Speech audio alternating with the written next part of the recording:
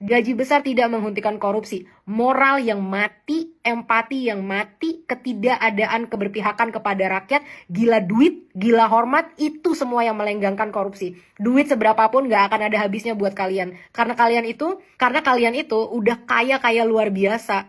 Tapi gak pernah merasa puas, selalu ngerasa maruk dan mati hatinya karena masih mau mengeruk masyarakat yang miskin. Tunjangan DPR. Kita nggak mau lagi ada yang namanya politik-politik dan kebijakan-kebijakan yang cuma secuil memperbaiki apa yang diaspirasikan rakyat.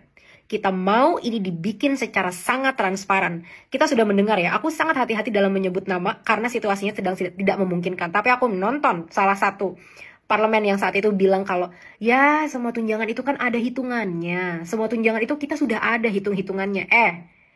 Kalau yang mau dipakai itu duit kamu sendiri, silahkan. Mau dipakai sesuai hitung-hitungan kamu dan lain sebagainya, itu urusan kamu. Yang dipakai ini duit pajak hasil rakyat. Jadi jangan memimpin negara ini dengan budaya pikir yang memikirkan bahwa kamu itu adalah kerajaan yang bisa melakukan apa yang kamu mau. Nah, gimana nih caranya untuk benar-benar mengganti segala cara berpikir dan sistem yang gila ini terhadap gaji-gaji DPR yang udah di luar akal? Pertama, Indonesia adalah negara hukum.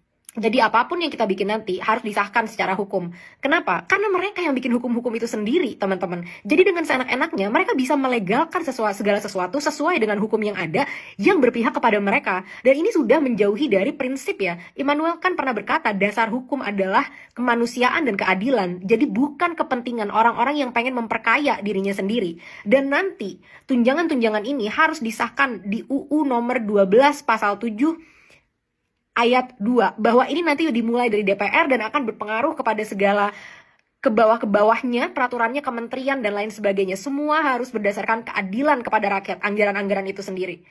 Kedua, kita mau transparansi yang besar-besaran. Udahlah, kalian punya budget yang besar sekali kok untuk IT dan lain sebagainya. Gunakan itu untuk membuat nanti anggaran-anggaran DPR transparan, terbuka kepada rakyat, bisa diakses kapanpun, dan harus dilaporkan apa progres yang sudah dipakai, untuk apa, dan yang paling penting, apa hasil dari penggunaan itu. Jadi harus dilengkapi juga dengan KPI yang jelas, dan kita mau ini dilaporkan secara berkala ya. Jadi udah nggak ada lagi tuh menjalankan sistem pemerintahan seperti kalian menjalankan monarki di kerajaan untuk memperkaya diri kalian sendiri. Ini bukan monarki, ini negara yang kedaulatannya ada di tangan rakyat. Jadi jangan sampai 5 September kalian keluar dengan solusi-solusi kita menghapus tunjangan beras, kita menghapus tunjangan komunikasi, kita menghapus tunjangan deodoran gitu ya untuk wakil-wakil parlemen itu.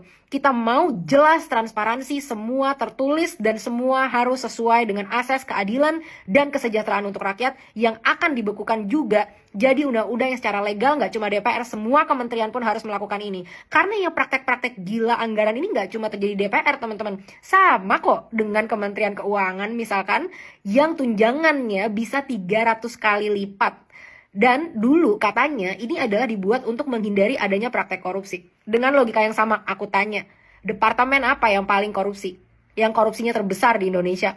Pajak. Bagian dari mana mereka? Jadi, apakah valid logika kalian untuk mengatakan gaji besar menghentikan korupsi? Gaji besar tidak menghentikan korupsi. Moral yang mati, empati yang mati, ketidakadaan keberpihakan kepada rakyat, gila duit, gila hormat, itu semua yang melenggangkan korupsi. Duit seberapapun gak akan ada habisnya buat kalian. Karena kalian itu udah kaya luar biasa. Tapi nggak pernah merasa puas, selalu ngerasa maruk dan mati hatinya karena masih mau mengeruk masyarakat yang miskin.